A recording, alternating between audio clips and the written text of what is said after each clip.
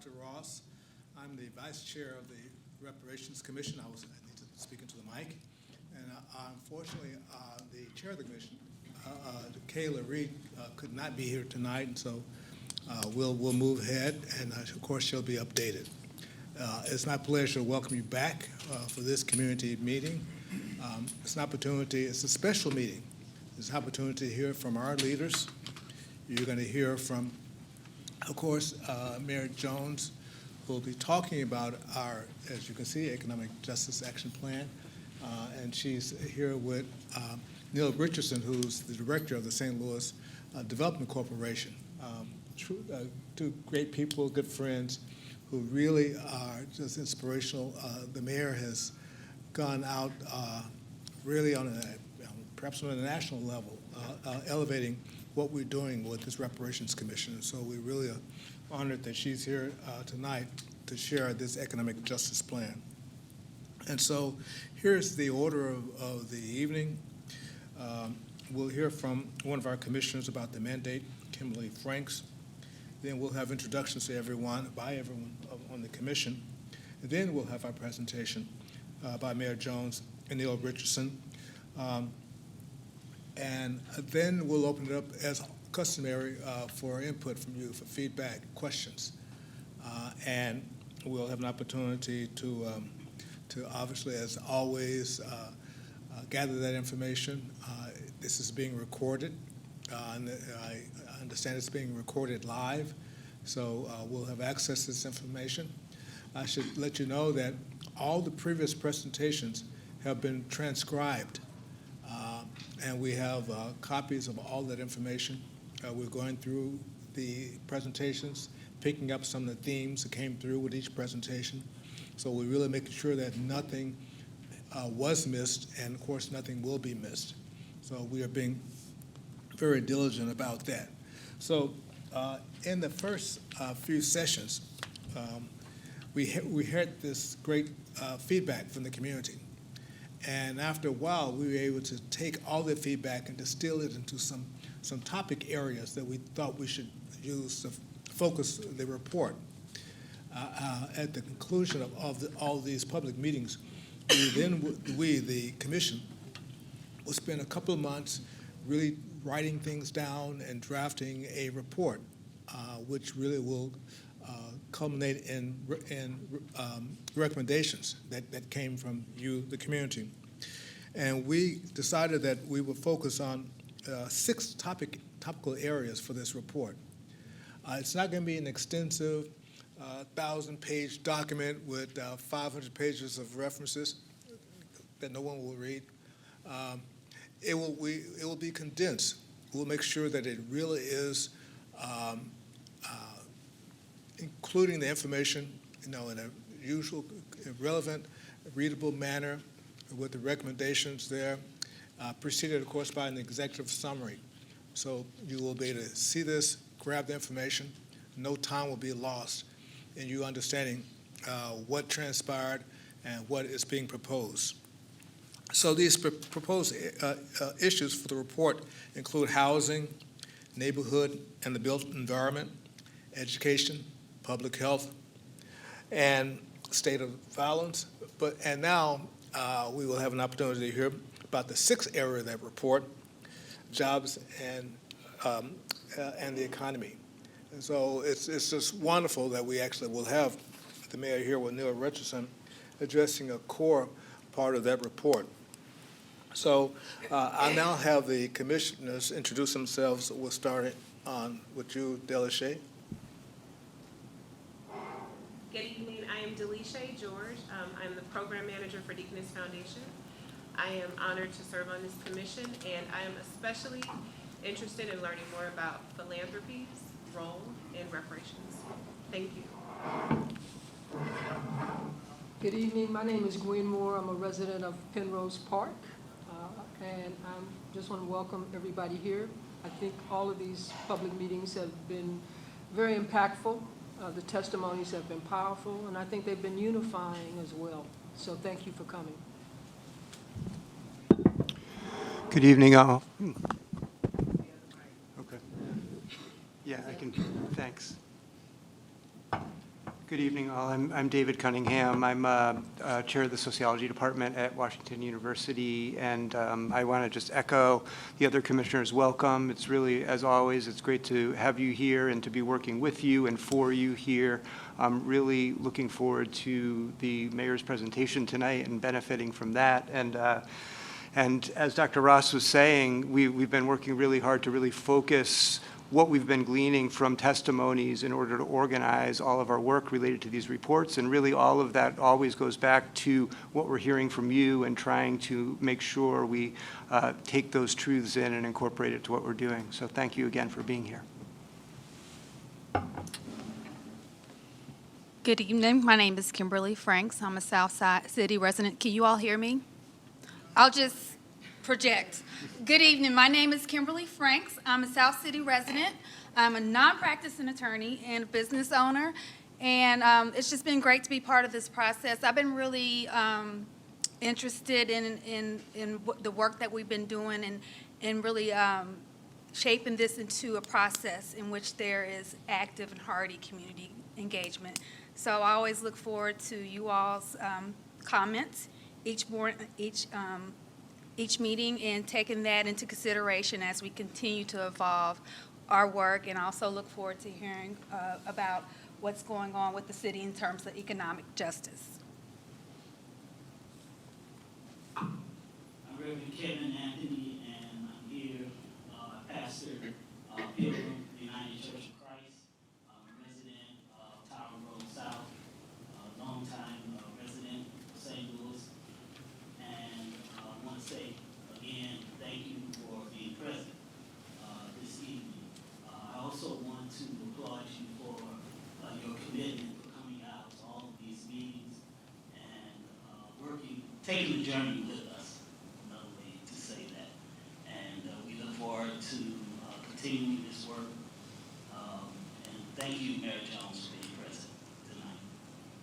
Great. So now we're going to, well, one thing I should mention, Reverend, it's good to have a reverend here who can ensure there's peace and order and tranquility, engagement.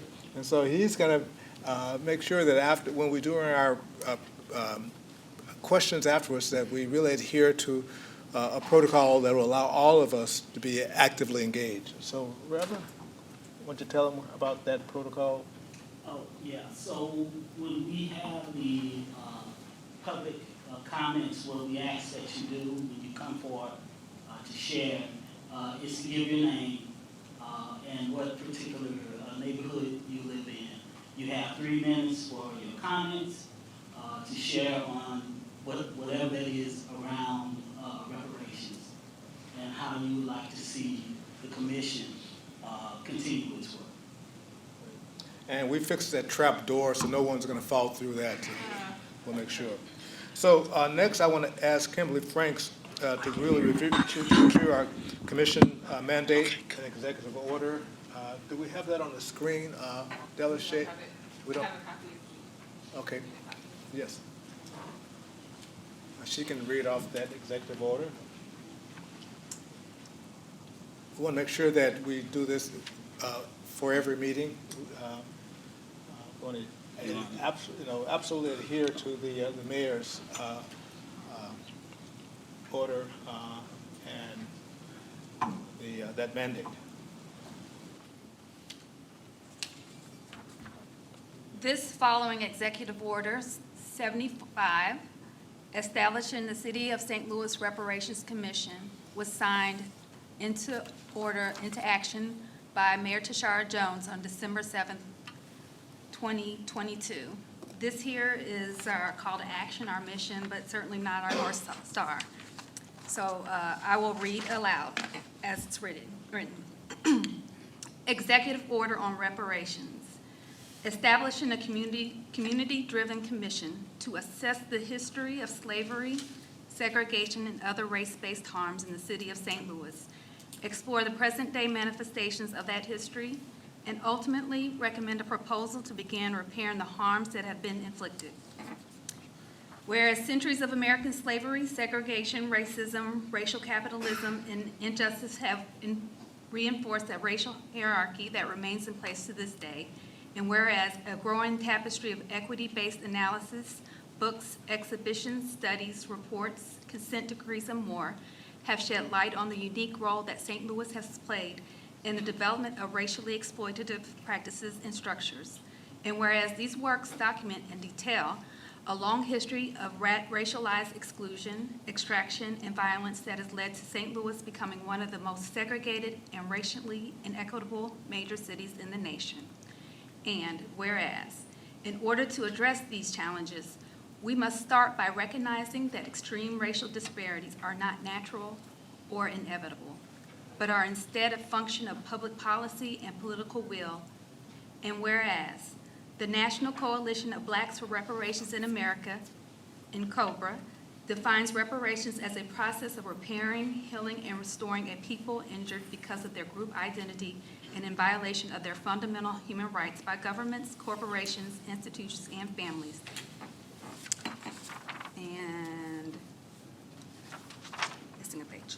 I think that's close. So, with that, here's our commission timeline. Phase 1, April through July, community engagement and co-learning.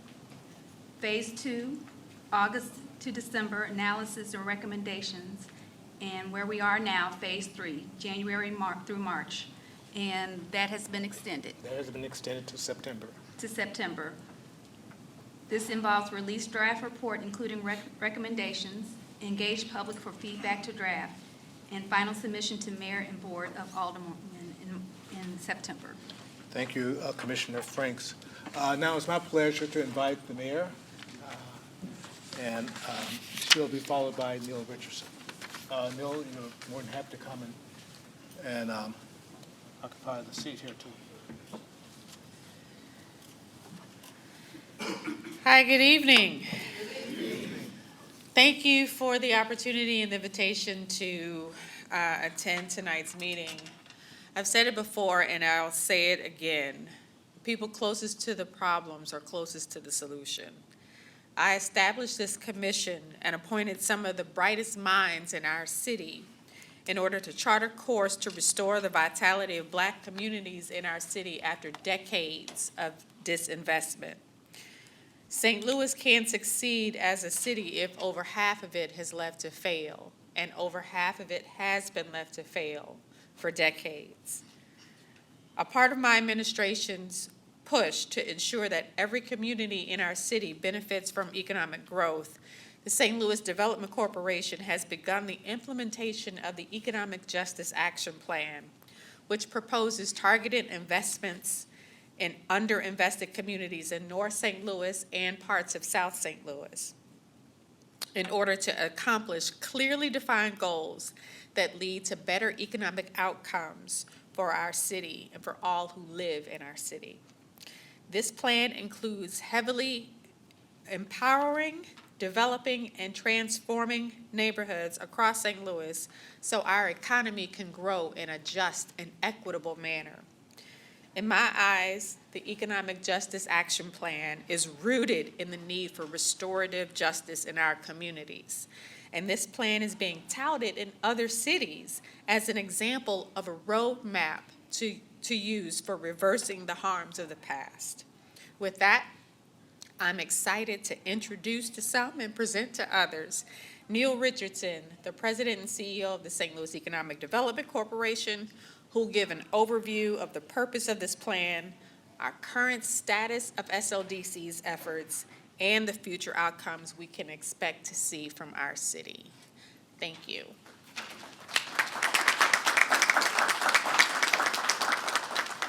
Thank you, Mayor Jones, and thank you to the Reparations Committee for the invitation tonight to speak to the public directly about the Economic Justice Action Plan, but most notably about the steps, the actionable steps we've taken since day one of our administration to deploy resources in areas that have been historically underserved, disinvested, and marginalized in North St. Louis City and areas of Southeast, as Mayor Jones spoke to.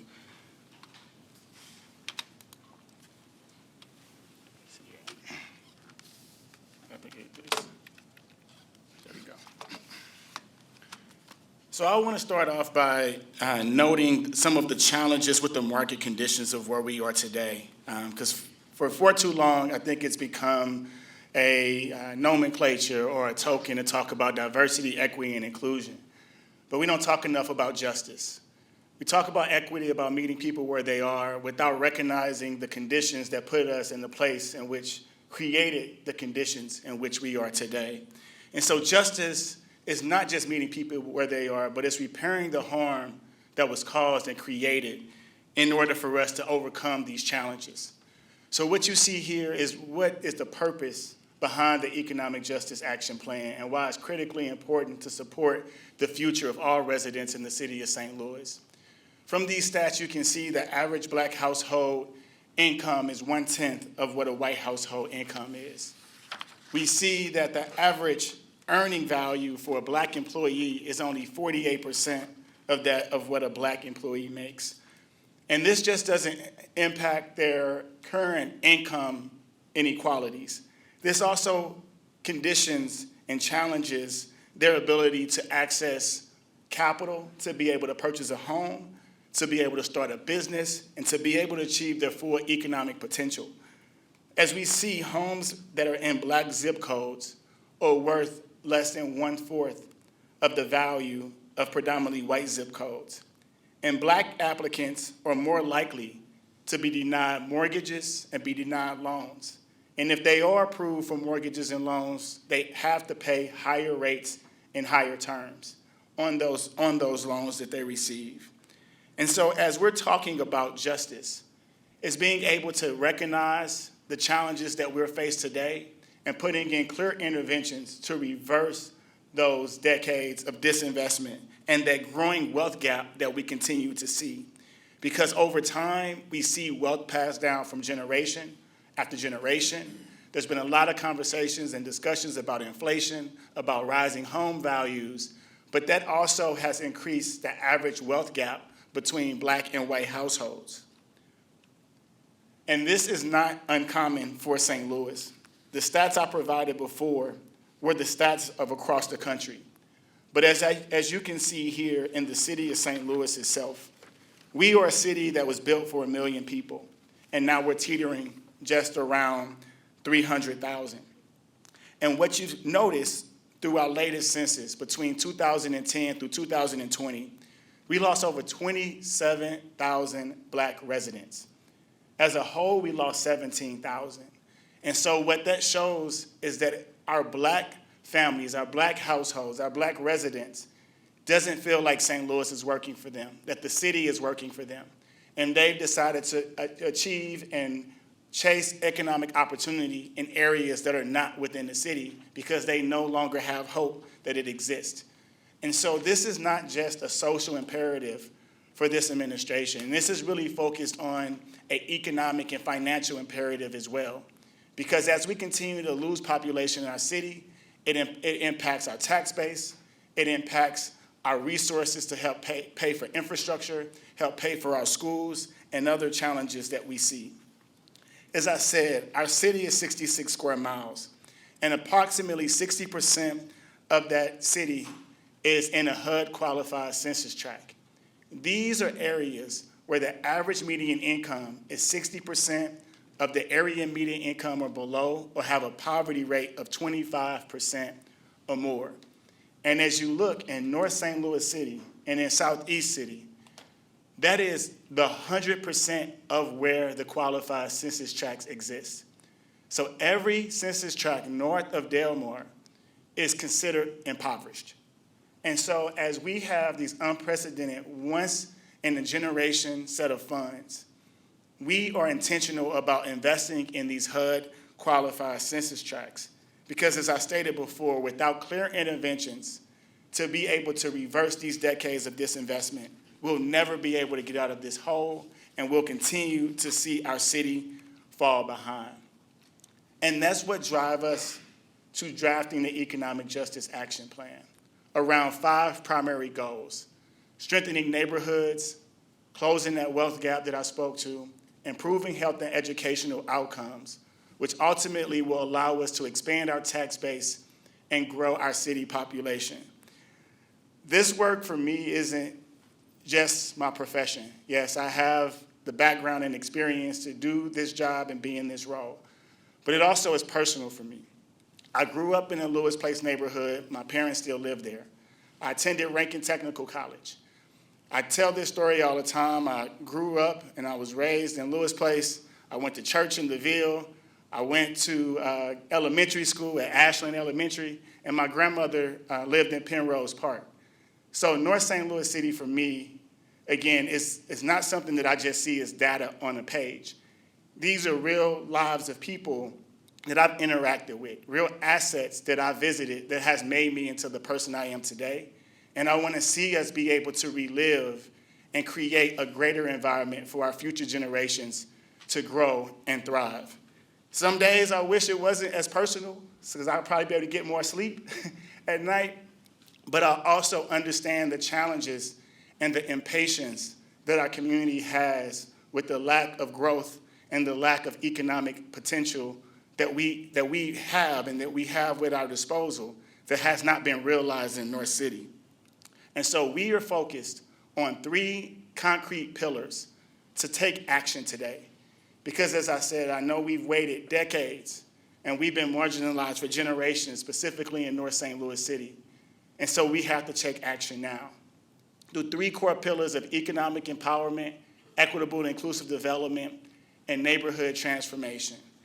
And these 3 core pillars is really focused on investing in an ecosystem that allows our youth, our unemployed and underemployed, to have access not only to living wage jobs, but to thriving wage jobs that are going to grow into the future. There's been a lot of conversations around geospatial, around advanced manufacturing, but how are we ensuring that we're creating the right tools, the right programs, the right infrastructure in North St. Louis City where people are located, that we're trying to attract to these opportunities and give them the ability to grow? How are we putting investments into those neighborhoods to achieve just that? We are also focused on ensuring that our women, minority-owned business enterprises have the resources they need, the access to capital, to grow, expand, and start up in their respective industries. As I talked about, many of these women and minority-owned businesses, specifically our black businesses, have had challenges with accessing capital because of the historical natures around redlining, racial policies, racial covenants, and discriminatory and predatory lending practices. So in order for us to change that dynamic and be an intervention into that, we've had to put clear activations in place to provide equitable access to capital. We also have our second pillar focused on equitable and inclusive development, leveraging our real estate investments. We put a new policy in place through the mayor's administration that focuses on incentives being equitable across the entire city. Incentives are important for attracting businesses that bring employers, that bring quality jobs, that bring affordable housing, that bring educational resources. And we ensured that day one, every project that we provide an incentive to provides net new revenue to the St. Louis Public Schools. We no longer provide 100% tax abatement to any project. So any project day one contributes directly to the St. Louis Public School District in a positive way. We also have the fortune or misfortune of having the largest set of land at our disposal as a public entity. Our Land Utilization Authority, which I'll speak to in greater detail, has over 10,000 parcels that we are in stewardship over.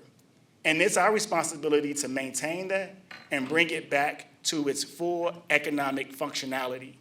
And so the mayor, SLDC, has been focused on not just ensuring that we are providing the right demolition for sites in an environmentally friendly way, but also that we're reactivating those sites to reach its highest potential, working with developers, working with community development corporations, working with neighborhood organizations to ensure that we leverage these physical assets to be an anchor for the future redevelopment of those areas. That leads to the investment piece. Through Mayor Jones' leadership and the Board of Aldermen, they have committed over $286 million, almost $287 million through the Economic Justice Action Plan from the American Rescue Plan Act that will be invested through 2026, with the majority of these resources going to those HUD-qualified census tracts, more specifically in North St. Louis City. And so as we're activating those three core pillars, economic empowerment, equitable inclusive development, neighborhood transformation, these dollars are going into projects, products, and programs as not the final end-all be-all, but this is the down payment on the future of our city. Our first core area I wanted to hit on today was the expanding access to affordability in housing. We know housing costs are continuing to rise, but it also is becoming a greater challenge to redevelop housing in the city of St. Louis, as we have had challenges with construction costs rising as well as interest rates. And what we've committed to through the Economic Justice Action Plan, almost half of that $286 million has went toward housing. I won't go through every detail or line item here today, but I'll hit on two of the areas in the Economic Justice Action Plan focused on housing that will be focused directly on wealth-building opportunities for individuals and individual neighborhoods. That's the Housing Development Fund and our Home Ownership Fund. SLDC, in partnership with our Community Development Administration, has leveraged $10 million of the American Rescue Plan Act funds with another $4 million in new market tax credits to make investments into two neighborhood organizations and CDCs. One is Habitat for Humanity, that's redeveloping homes in Dutchtown, Graveway Park, Old North, and Hyde Park. And then also a significant investment of $7 million with Tabernacle Community Development Corporation, which is developing almost 20 new homes specifically in the Jeff Vanderloo neighborhood where we stand tonight. And those homes are being built for individuals at 80% AMI or below. And these are areas in neighborhoods in which mortgages have not been originated in over 10 years. And so as you have developers coming into these neighborhoods, as you have individuals that are seeking to invest, there aren't even comps for lenders and for investors to understand the market base itself. And so what we're doing is creating new markets in these neighborhoods that make it easier for home ownership to happen and wealth to be built today and in the future. We're also launched our program focused on home buyer assistance. We're providing $4 million in the ARPA funds that will attract $20 million in new mortgages. This will provide individuals up to $50,000 that are at or below 80% AMI and purchasing homes in those HUD-qualified census tracts that we spoke to directly. And so these are not just, again, fictional, aspirational ideas. This is money that's in the street today. So if you go on 3700 Hebert, you'll see the homes that Tabernacle CDC are building. You'll see in Old North and Hyde Park the work that Habitat for Humanity is doing. The mayor was just at a raising wall ceremony for a Habitat property in the Dutchtown Graveway Park demonstration area. So these houses are going up now, and we see homeowners actually moving into these areas, creating and growing that population, adding value through our tax base, which again contributes directly to our schools, our infrastructure, and other public services, as well as growing our city's population. We also are focused on a workforce development strategy. I know it's a little challenging to see some of the words on the page here, but in 1930, St. Louis was the nation's 7th largest city across the country. We also were the 7th biggest producer of industrial materials. So you think about the automotive manufacturing industries and all of the major manufacturers across the country. We were the 7th largest in the country. We have factories, railroads, highways. We sit right off of the Mississippi River.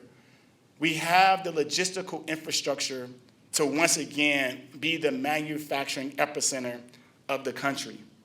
Some of you in this room may remember in the 1970s and the 1980s, St. Louis had a booming manufacturing base. And many of those individuals and families that worked at those manufacturing plants were Black households and Black families.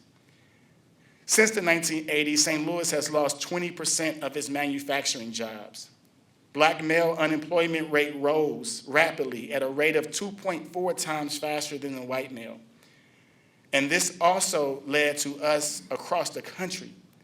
Black men being employed in the St. Louis manufacturing has decreased twice the rate of Black men in the rest of the US.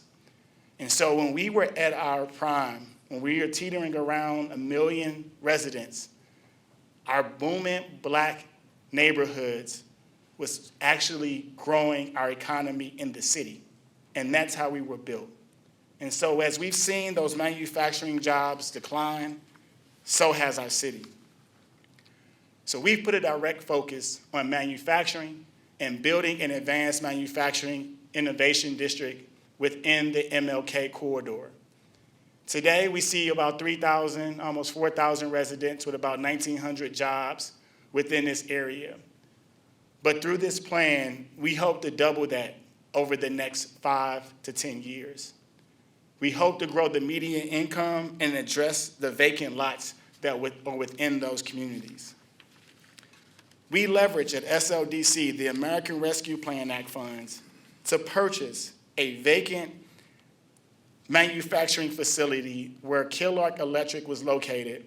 They manufactured electrical materials for large electrical plants. And so what we decided to do is to take that vacant asset that was sitting dilapidated and challenged, acquire not only that asset, that 150,000 square foot facility, but the 15 acres that surround it. This will be the workforce training hub of the future. We will provide workforce training for the high demand careers that not only have, again, those living wage jobs, but quality, thriving wage jobs with benefits, with healthcare and education. Our programs will offer accreditation, apprenticeship, focused on advanced manufacturing, education, geospatial, healthcare, and transportation and logistics. And the mayor, to her credit, she said, we're not just making an investment in dollars. We're going to make an investment in our social services and our departments in North St. Louis City. So St. Louis Development Corporation, the St. Louis Agency for Training and Employment, the Office of Violence Prevention, as well as other city departments will be coming to North St. Louis City to tenant this building. We also are in conversations with many manufacturers that produce quality products, from pharmaceuticals to modular homes, that want to be tenants in this space because they are struggling to find workers. And they want to be close as possible to the population that they can train and they can ultimately drive their production quality up. So there's a win-win scenario. Being able to attract these major employers from across the country to North St. Louis City, as well as providing on-the-job training that is close to our city service as possible to ensure they have the resources to grow and thrive. We're also working with the Advanced Manufacturing Innovation Center of St. Louis. This will be a $60 million investment happening just east of Rankin College. So if you think about where Rankin is today and where we sit, right in the middle of this neighborhood will be a $60 million state-of-the-art manufacturing facility that's focused on workforce development, research and development, equipment around advanced manufacturing, and product and production prototyping. Recently, as recent as last year, Boeing made a $5 million commitment to this project because they know how important it is to be able to not only have production and product prototyping space in North St. Louis City, but also to be able to build the pipeline that will help their company be profitable, productive, long-term. But our goal is to leverage these opportunities, not as just the end-all, be-all. We want to leverage these income, high-paying jobs as an opportunity to build wealth, to start businesses, to purchase homes, to build a legacy. And so for us, as we think about the future, We also must preserve the historical African-American assets in which built the current environment we are today. So SLDC was very intentional about identifying 4 priority projects in North St. Louis City: the Wellston Loop Station, the Sarah Lou Cafe, the Chuck Berry House, and also Club Imperial, where the late great Tina Turner performed. We are starting on the stabilization of the Chuck Berry House. We are partnering with the community to engage each of them to understand what their vision is. But we're putting in the first resources to stabilize these assets because we can't wait for help to come. We have to be the solution. So these are the investments that we're making today. Again, starting with Chuck Berry House, we've already started the structural assessment. We are now going out for bids for the stabilization of this asset. The Sarah Lou Cafe, I remember when this was a thriving corner, had some of the best restaurant food you could eat in the entire city. And so seeing it in its current state is not only disheartening for me and myself and those who live in this community, it's a sign and a signal of the disinvestment that has come into North St. Louis. And if we're going to turn this around, we have to stabilize assets like the Sarah Lou Cafe. So we're working through the site evaluation and the stabilization of this asset in partnership with Northside Community Housing. The Wellston Loop Station, some of you all may remember. It's in horrible disrepair, but SLDC, through the American Rescue Plan Act, is leveraging dollars to structurally assess the property and ultimately stabilize it for redevelopment in that neighborhood. And finally, Club Imperial in our Walnut Park West neighborhood, which is focused on ensuring that we restore the history of this structure. And as we think about small business is the backbone for the Black community. We have to ensure that they not only have access to technical assistance and resources, but also ensure that they have access to equitable capital in which they can compete with some of the top companies across the country. So as we continue to grow our city's population, as we continue to invest, those Black businesses are able to take advantage of those opportunities as they come about. One of the first investments we made through the American Rescue Plan Act was through $1.1 million investment into the Sumner Annex building. Sumner High School is the first Black high school west of the Mississippi. And now leveraging this asset to provide back office support, technical assistance, access to capital, and other network of resources to women and minority-owned businesses has signaled great hope in this community. We've seen so many businesses come into our doors that have just been excited to have someone to teach them about how to manage their books and records, how to get access to a loan, how to start their e-business, how to start a business that can get access to capital. We received a $1 million grant last year from MasterCard through their Digital Doors program to ensure that every business that we partner with had the ability to set up an e-commerce presence. In our first year, the Northside Economic Empowerment Center has served over 2,600 participants. Over 1,100 businesses have sought services at the Northside Economic Empowerment Center, including 654 female businesses and 479 male businesses. We provided over 140 technical assistance projects and workshops for over 1,100 participants at large. And we ensure that we are attempting to continue to break down that digital divide by providing 167 businesses with access to internet services. And one of the first areas and grants that we rolled out was focused on stabilizing small businesses that have been negatively impacted by COVID. we launched a program that supported 900 businesses across the entire city with $5,000 that touched almost every neighborhood and every ward within the city of St. Louis. And as you can see, the majority of those grants were made to Black and brown businesses in North St. Louis City. And I know a lot of talk has been around the North City Grant Program, the $37 million that has been awarded to the Community Development Administration and SLDC to ensure that we reverse the decades of disinvestment on our commercial corridors in North City. There were several changes to the legislation that prevented and halted and delayed some of the ability for us to roll these funds out in 2023. And so in 2024, we've been focused on getting these dollars out in Q1 of this year.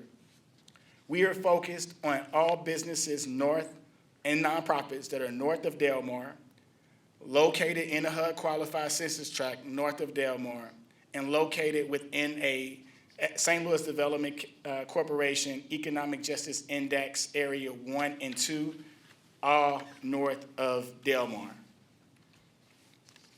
Our first grants will be distributed in March. We received over 700 applications for this program, almost $1 billion of funding requests. So when people tell me there isn't a need in North St. Louis City, I can tell them there surely is, because our community is ready, they're able, and they are looking for resources to be able to grow their business. And our first goal was to ensure that every business, all 700 of those businesses, received capacity building opportunities. So every business that applied automatically qualifies for $5,000 if they complete the technical assistance and capacity building training. We then prioritized businesses that needed stabilization for their current operations, providing a first-come, first-served grants up to $15,000 for every business that was looking for stabilization dollars. We would then have competitive processes for expansion, community needs, and community enhancement to ensure that we invest in the facades, the brick and mortar, and the other infrastructure necessary for businesses to grow and succeed in North St. Louis City. These grants will be rolled out over the next 6 months, and we look forward to having 100% of these deployed before Q4 of this year. And that's, again, $37 million going directly to North St. Louis City businesses. As we talk about access to capital, we're also building a $2.5 million revolving loan fund to support our women and minority-owned contractors and suppliers, because we know it's important for them to have mobilization costs to purchase supplies, to get insurance, to get licensed, to get bonded in order to compete on many of these jobs that are coming to our great city. We also are developing a small business and nonprofit revolving loan fund in partnership with the St. Louis Community Credit Union, and also in collaboration with the Small Business Empowerment Center. This will ensure our small businesses and nonprofits not just get access to capital, but low-cost capital. We are aiming to ensure that every business that applies for capital through this program will be at below market of what's currently been made available, so they can not just compete, but they can win on these major projects. And finally, I know our LRA program is also something that's of great interest to this community. We've been focused on strategically aligning our LRA property into funded programs, from our demolition to our Prop NS to our beautification.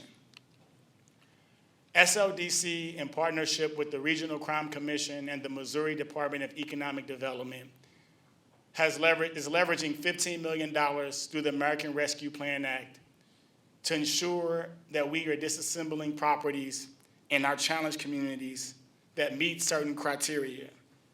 They've been vacant, they're dilapidated, they're unstable and dangerous, and must be torn down. And you say, why does that matter for Black reparations?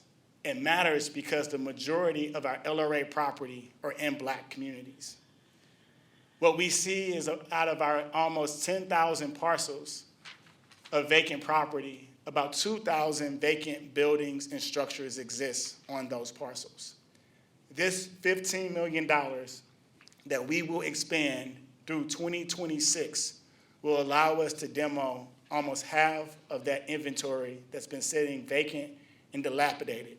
These are not just large buildings, but these are also sheds, garages, foundations that have been sitting on these LRA lots, probably close and next door to some of your homes, from out of those areas, and getting a level soil and level playing field to be able to attract redevelopment opportunities.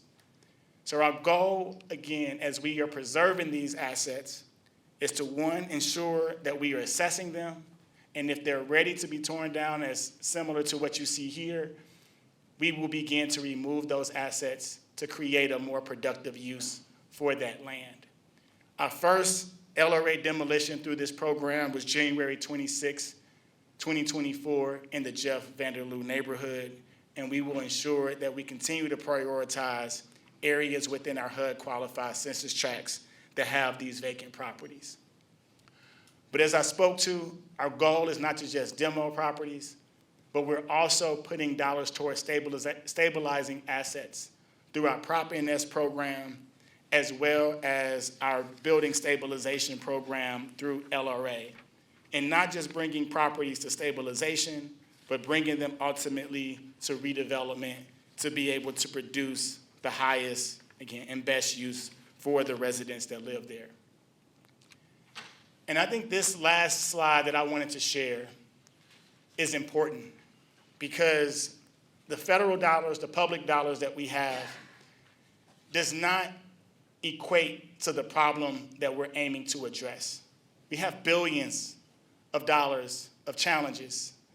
The dollars that we are investing today have been a small drop in the bucket, as the mayor calls it, a down payment on our future. We need our private sector, we need our philanthropic sector to come alongside us.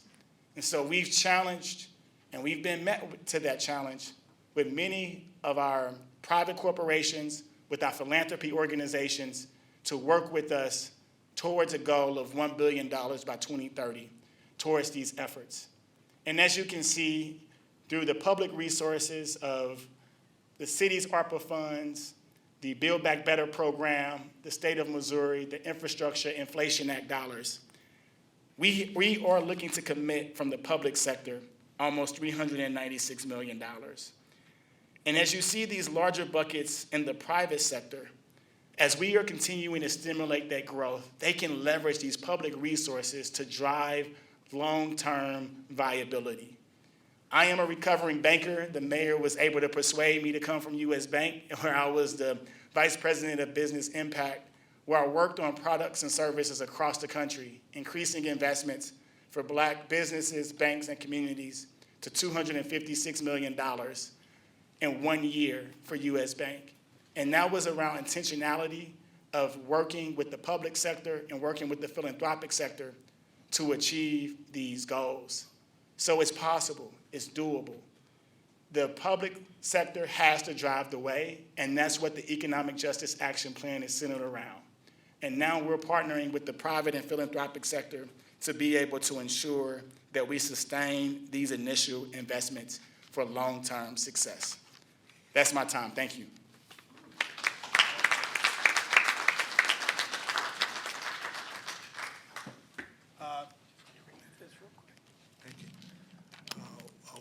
We are stimulated and we're empowered. Things are happening in St. Louis. I mean, things are happening now, as you just heard. And we should all be out really acting as ambassadors, letting people know that St. Louis has motion, St. Louis is moving ahead. Too many of us feel that there is no activity, there is no drive, and you just, of course, heard the opposite. Thank you so much for that really, really stellar presentation. Again, we're all inspired. So now we'll open up the floor to you for questions directed to the mayor, if you don't mind, Richardson. So if you can come up.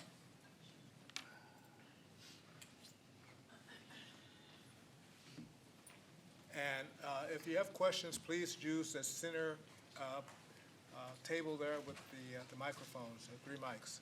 One thing, Dr. Ross, when your 3 minutes have concluded, I will raise this sign here, letting you know that your 3 minutes have expired. So note that.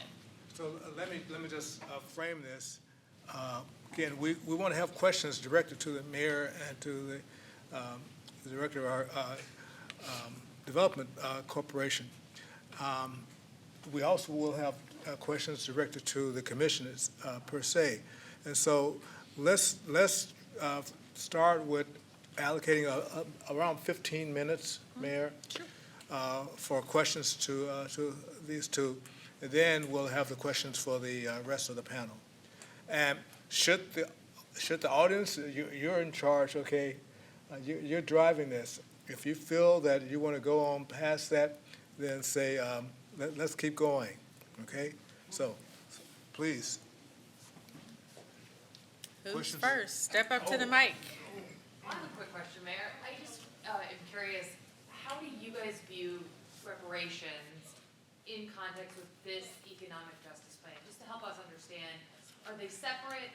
Are they just being presented tonight together? How do you view reparations in our city in connection with this economic justice plan? When I first started having these conversations with some community members who wanted to form a reparations commission, I talked about how the work we had already started on with the Economic Justice Action Plan is a form of repairing the damage that has been done to Black and brown communities in the city intentionally over several decades.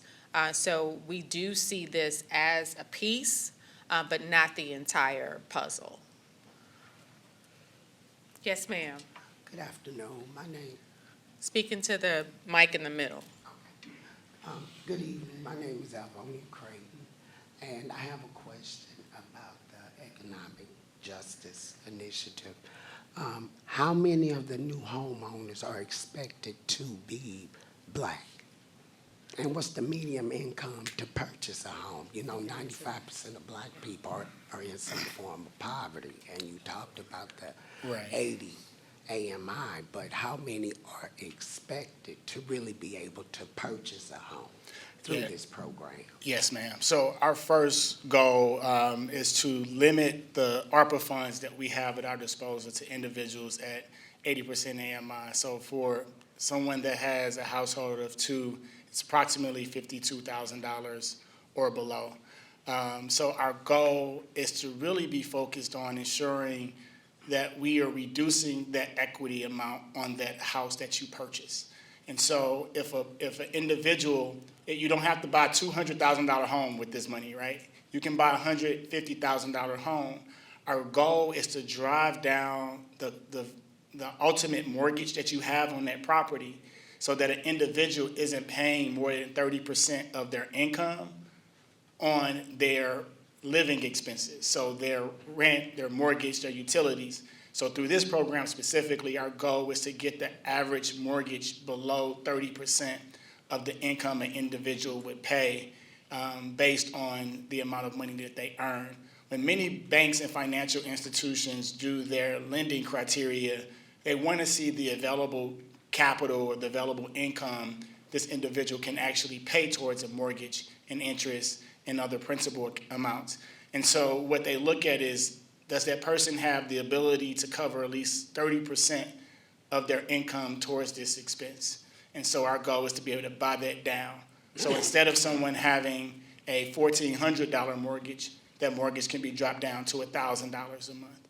And so that's the overall objective, is to ensure that we are providing access to home ownership for individuals who would not other qualify for these type of homes, but for this program. We also are working to ensure that everyone that goes through the program has access to financial education and also down payment assistance and understanding about financial literacy. So we have programs set up as everyone's getting loans and access to capital for these programs, that they're getting the education and resources as well. My next question is, these policies aren't specifically for Black Americans who suffered the redlining, correct? These are just general policies for everyone, correct? Yes, ma'am. So our goal by focusing on, because we cannot limit these federal resources specifically on Black residents, unfortunately. I think if it was up to the mayor and I, we would. But our focus and our goal here is to target these funds specifically in neighborhoods that are highly distressed, and the majority of the population is African American, Latinx, Black and brown families. So as you see in North St. Louis City, through that map I showed, 98% of the population in North St. Louis City is, in north of Delmar, is African American. So our goal is to rebuild those neighborhoods while also ensuring that individuals who live there have the ability to access programs such as home repair, being able to freeze their taxes for a period of time. So as investment is coming into their neighborhood, if you're on a fixed income, ensuring that your taxes aren't increased to an effect in which you aren't able to pay them. We have also put in place real estate tax assistance funds to ensure that households who are behind on their taxes can access these programs to be able to have funds to pay off their past due taxes. Because our goal isn't to just attract new homeowners, which is important, but to also support the residents that currently live there and that's been living there for generations. Thank you. And one more question. How is it repetitive justice for Black people in this universal policy? Okay, I'm sorry, we're going to have to move to the next Thank you. question. Have a great day. Good evening, panel. My name is Anthony L. Ashad. I've been following reparations for about 10, 15 years now, and only within the last few years that the term reparations has become a hot topic button, particularly amongst those who claim to lead Black Americans. When we talk about reparations, everybody knows what reparations means. It doesn't mean all-inclusive. It does not mean Black and brown. Reparation does not mean minorities, African Americans, or any of these titles that some of these people like to bestow upon us. Reparations is specific compensations done to a specific people. These all-inclusive programs, forgive me, they are not reparations. Reparations is a tagline to get an audience. We're talking reparations, but we're talking about all of this investment in these neighborhoods and in these communities and this and that. The mantra, since I've been following reparations, has always been cut the check. If you're not cutting the check, everything else about reparations is null and void. From Los Angeles to New York, those who have been at the forefront of pushing the reparations agenda always been lineage-based, not race-based. If you can prove your lineage goes back to the 1800s, you qualify for reparations. Cash reparations. Just recently, we had the head of the NAACP in San Francisco write a letter claiming that reparations and cash payments, they don't support it. The head of the NAACP chapter, San Francisco, wrote that letter, signed off on it. It was only when Black Americans got on his head that he started to change up his language. No disrespect to in Cobra, but now it's popular now to talk about reparations and all this other stuff that's included. Cut the check, simple. You want economic development? Pay the descendants of American slaves with our ancestors for that 400 years or 300 years of free labor. You will build your economy. It's going right back into the economy anyway. Cut the check. Yes, sir. So, yeah, we respect that, and that has been a theme. I mean, you're not the only one who's espoused that. What we've done, what this commission has done, is that we've listened to that compelling argument And there are other compelling arguments coming from us, from black people who live in North St. Louis. And so I understand you. I hear you loud and clear. But as a commission, our goal is to listen to all the voices and simply generate a report based on what we've heard and deliver that report to the mayor. So, yeah, great. Who's next? Hello, Miss Jones. Hi. I'm a Jones too. Reverend Jones, who used to go to your church. Okay. All right, I'm his nephew. I was caught in a federal scam. I already told Cori Bush about it. She might need your help. It will get you elected again. That's all I got to say. Okay. Your staff got my number. Okay. Next. Greetings, my name is Antoine. I hail from the Hamilton Heights neighborhood. And just for the mayor, I just have a statement. Just want to tell her I appreciate her leadership and foresight and wherewithal to be the only executive level politician that I know of to bring about this kind of conversation using an executive order. I think it's time for that kind of action, and I really appreciate her doing that.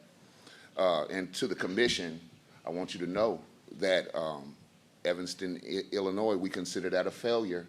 All across the country, they're calling it a failure. What happened in California, we consider that failure. All across the country, they saying it's failure. You just, talk to the people. Don't watch the news, go talk to the people. Now, you all are successful, intelligent people.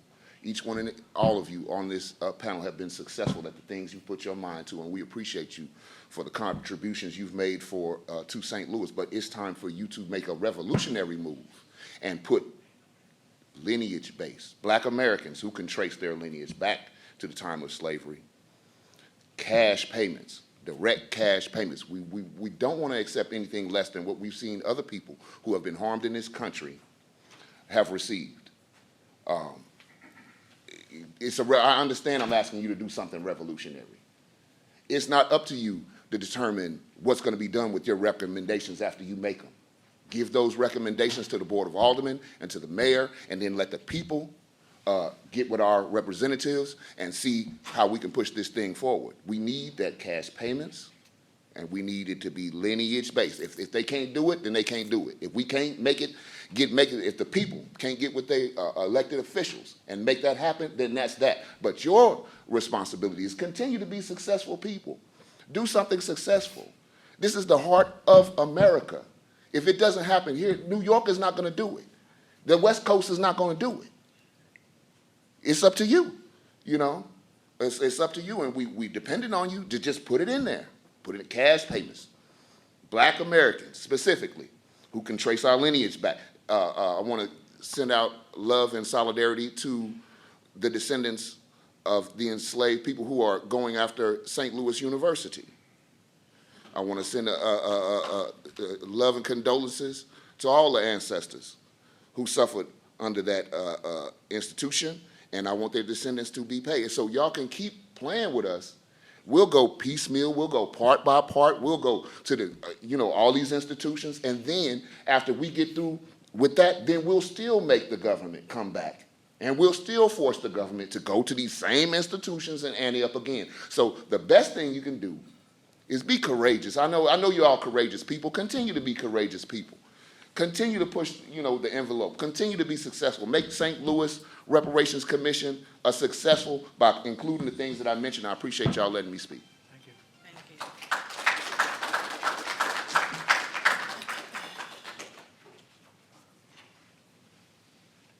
Okay, my name is Larry Graves. I had a couple things here.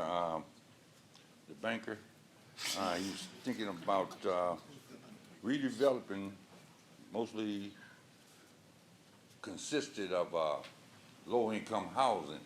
And you were saying there was a problem with flight from the St. Louis area. I mean, that's based on being able to, the upper mobility, better homes, safer neighborhoods, more education available for your kids.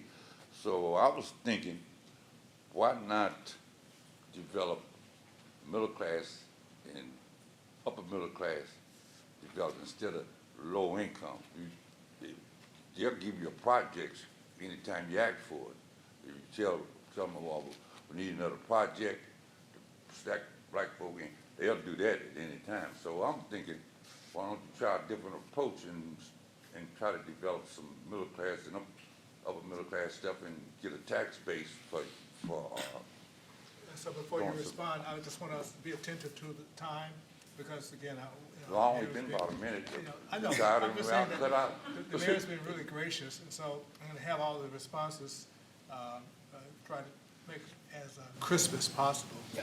But, yeah, no, I'm not, we want you to stay there and get your response. Yes, sir, I agree with you 100%. Our goal right now through the American Rescue Plan Act dollars, because it's federal funding, is limited to where we can use it and who can benefit from it. And so right now it's focused on those who were most disproportionately impacted by COVID and HUD qualified census tracts, and how that's defined as individuals and households that are 80% AMI or below, or that lived in a HUD qualified census tract.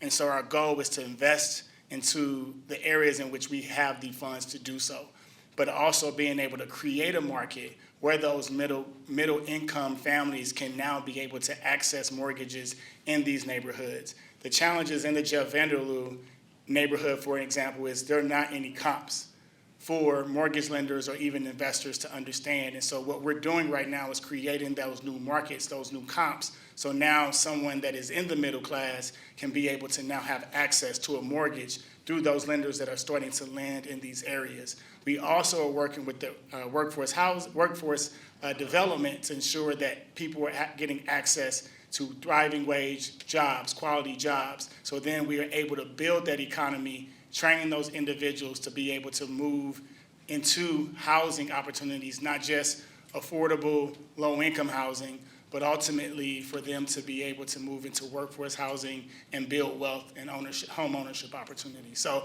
I hear you 100%. This is just the beginning of what the future has in store, and we're using these monies as a seed to do that. Okay. So we have time for one more question for the mayor and Neil Richardson. Yes, sir, you're in the blue. If we could take two, because this gentleman back I'm here is sorry. also waiting. Yes, okay. So Yeah. two, Yeah. two more questions. Got it. Mhm. No, we really, again, we have to. Okay, so yes, yes, sir. Okay. Hi, my name is Michael, and this actually is for Neil. My question is in regards to the manufacturing investment. I see the vision, I appreciate it, but my question is, how are you guys assessing, how are you guys looking at and assessing it in comparison to the evolution of AI when it comes to the investment manufacturing? Because we all know when it comes to AI, manufacturing will be probably the first target when it comes to AI jobs in the future. So given the evolution of AI, how are we making sure that this long-term investment doesn't render itself futile or useless down the line? Yeah, so our goal, and that's why we have this large 150,000 square foot facility, is to focus it on the job training opportunities. So we're working directly with employers and with the educational system, and we are the conduit to be able to hear from the employers around the skills, the qualifications they want to build for, whether it's AI, whether it's manufacturing, whether it's geospatial, and then creating the curriculums with the educational institutions and putting them at the facility, and then working with those employers, having agreements with them. So if they're coming in to create new factories, new facilities, new office buildings, and they're coming to the city with looking for any incentive or any support, we were putting that within our redevelopment agreements to ensure that we get first source employment opportunities through SLPS, but then they're working with SLPS and those other educational institutions to create the curriculum at our workforce development hub for those jobs of the future. So we see ourselves as that conduit and continuing to build on that and learn. So again, that's why I said pharmaceuticals, advanced manufacturing, geospatial. Those are some of the fastest growing industries in St. Louis right now. And as we have more AI companies, more tech companies, being able to engage them to ensure they're getting access to the curriculum that prepare them for the jobs of the future. Because right now, even with AI, there's still a significant shortage in workers. So we want to make sure that St. Louis has the ecosystem built for those employers and educational institutions to be able to meet and talk to each other as they're developing their programs. Great. Final question. Yes, sir. I could have screamed from the top of my voice. But we don't want you to do that. I'm a young man, I can, you need to get in contact with me or I'll get in contact with you because I can take you back to the 40s. Yes, I'm 85 years old, so I'm ahead of this situation. I know all about it. But I'm personal here. My reparations program is in regards to a family I never had. I have 12 of 13 members of my family succumbed, suffered strokes and deformities from the Mill Creek Valley DDT spraying under racist Mayor Raymond Tucker, allegedly. Just to call the names of my family, since I only have 3 minutes, I wanted to do something I hadn't heard tonight because I'm a child of the King. I haven't heard anybody say, "Our Father." Odessa, my oldest sister Odessa, buried at Greenwood Cemetery. Janet Marie, 32. Odessa was 8 months. Lambert Augustus, 41. Eddie Lee, 59. Geraldine, many in the gospel circuit would know her, Geraldine Gallagher, who wrote all the gospel music. 60.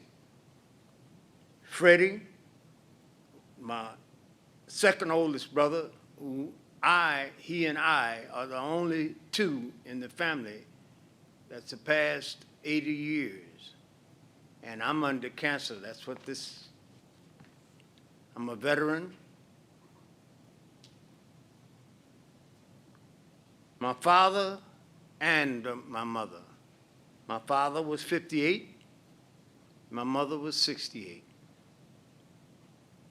That's my call for reparations. I have amounts written, but I wanted to let you know the full extent of my call on this reparations program. It's for the family that I never had. I'm 85 years old, and I'm under cancer. I've been suffering all my life. Rheumatic fever in the 40s, and even now at the Missouri Baptist Infusion Center for the rest of my life. Workman's compensation say I only have 6 more years to live, but I want it for my granddaughters, my grandchildren, and my great-grandchildren, and my great-great-grandchildren that I have. That's my call. Thank you, sir. That was powerful, and I'd appreciate if you would share that information with the commission. I think we would like to have, if you can share it with the commissioner on the end, please do. Thank you so much. That was quite powerful. So thank you all for being patient and being attentive and really hearing the remarkable work, the remarkable vision for St. Louis from our mayor and our director. Thank you.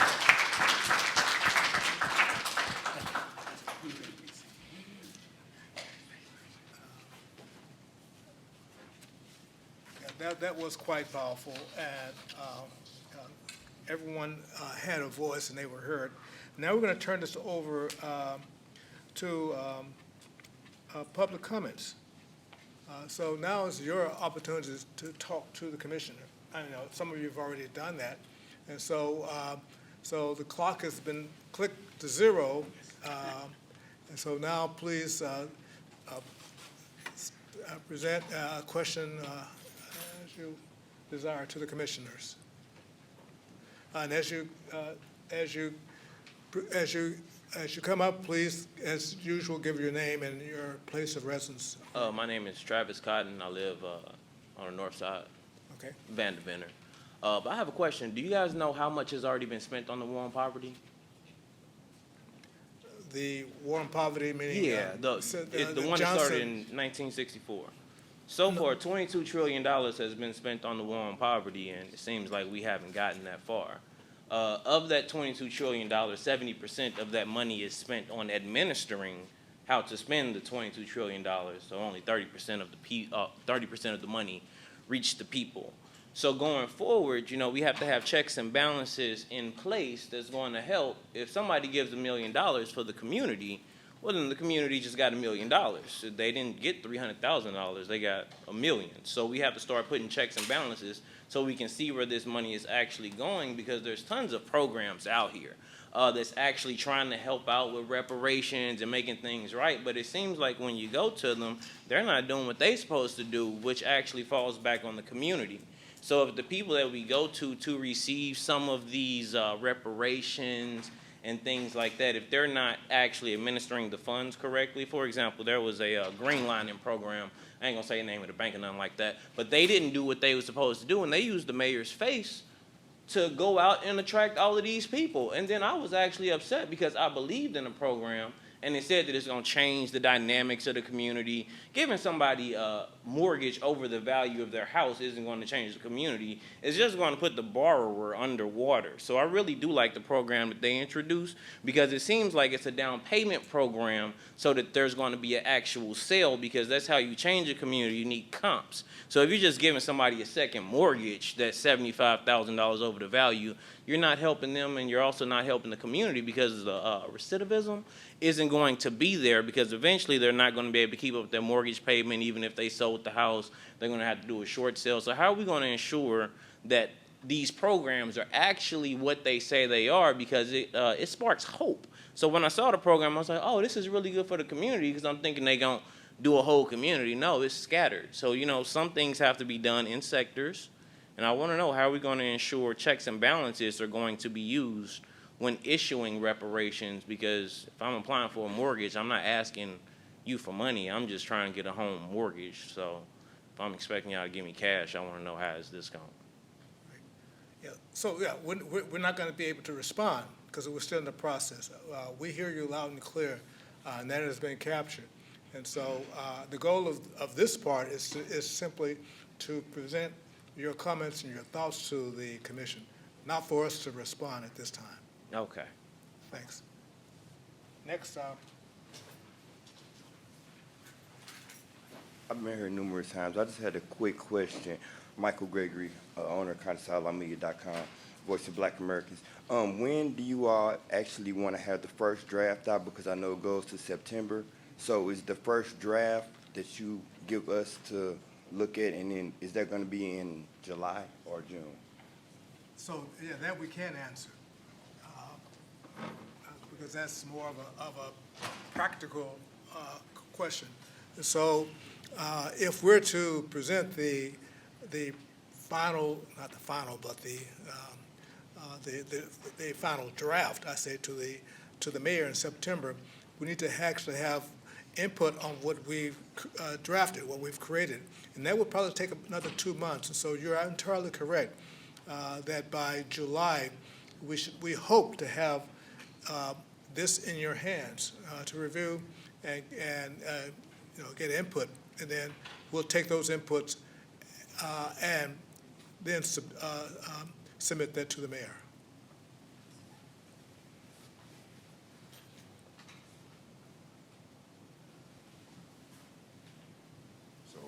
I appreciate y'all letting me speak before, so this time I'll make it real quick. To my community, the mayor has left some doors open for us with the programs that she's presented. I always believe that when a door is left, when you're fighting and a door is left open, you must rush in. Take the opportunities that are there. As the opportunities are seized, so shall they multiply. So that's what I had to say to the community about the opportunities that the mayor has presented to us. Some of this is going to be up to us to rush out and get some of that. Make sure that we're in line to get that. You know, she's presented it to us specifically, even though it may not be for us specifically. She's the mayor of a whole city. And I just want to reiterate, be revolutionary in your recommendations. It's not your fault if they're not implemented. It'll be your fault if you give something that insults us. It's insulting to us, some of these things that we've seen across the country. Just be revolutionary and be brave, like the brave people I know that you are. Cash payments, lineage-based for Black Americans. I appreciate y'all letting me speak.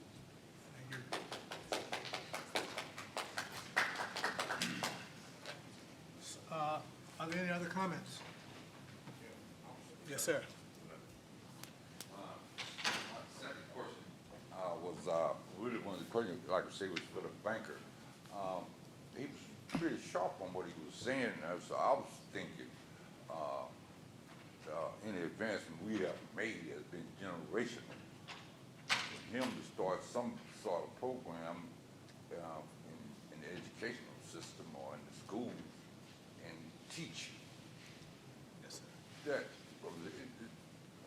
like I say, I ain't got that bigger hope on nobody giving me no reparations. The whole purpose of slavery was to extract that labor for free, and that what they how they mean to keep it for, as I'm concerned. But we can pay ourselves. We are free enough to do that now. So I'm thinking he need to take his business background into schools or into the educational system. Yes, sir. Thanks. Well, I don't want to miss anybody, so this is important. If any last comments before we wrap up? Yes, sir.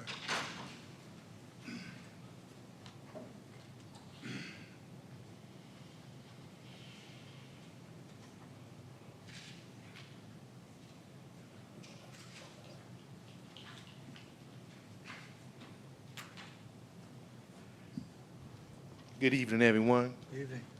My name is Darrell Jefferson. I'm the proud owner of Darrell's Haircuts Downtown in the downtown west area. And I appreciate this commission. I appreciate what you're doing for the city and what you're offering as far as reparations. So what I think reparations should represent for us, it should embody Black excellence. And Black excellence in the sense of a foundation that we can build upon to create not only a compensation, but Black excellence for the future of the descendants of slaves in the city of St. Louis. Okay, now, what we can do, we can use the reparations that we have known to have already been dispersed as templates, like the slave owners of the slaves that were freed, they received reparations. That's right. You had the Japanese that were incarcerated, they received reparations. And you have the descendants of the Holocaust that received reparations in the form of a pension. They got a lump sum, and they also got monthly payments. So if you take all of that into account, if you take 300 years of being enslaved and use the prior templates for reparations that were already dispersed and use it accordingly, scale it up, put it in a pension form, give out the lump sums, monthly payments, let that go for however many years, put institutions in place to regulate it, to make sure everything is put in its proper perspective and is dispersed equally and fairly to create this foundation that I speak of and put institutions in place to educate the people of how to not only make the money work for them, but reinvest it in the city and tell them about whole life insurance so when their family members pass, they can receive more money into the family to keep the wealth, to create a larger foundation along with the reparations payments. So if you do this, all that I said, put it together, not only will we see black excellence, but we will see a definite change in the city. And you will not have as much to deal with when you're dealing with the elements of those that are without. Because those who have seen black excellence and been a part of black excellence, it definitely makes a difference. Yes. That's all. Thank you so much.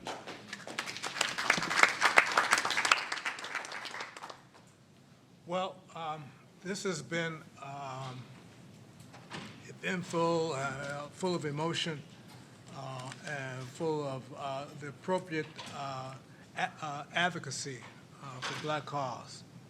All who spoke really spoke passionately and spoke in favor of what we all believe in, restoring justice and undoing the harm. So I applaud all of you for being direct, being passionate advocates. We hear you. And so I know it's a little later than anticipated, so we're going to just we're going to skip the comments from the commissioners right now because I want to get everybody home. I just want to state we do need to get an update on the upcoming meetings. Commissioner George.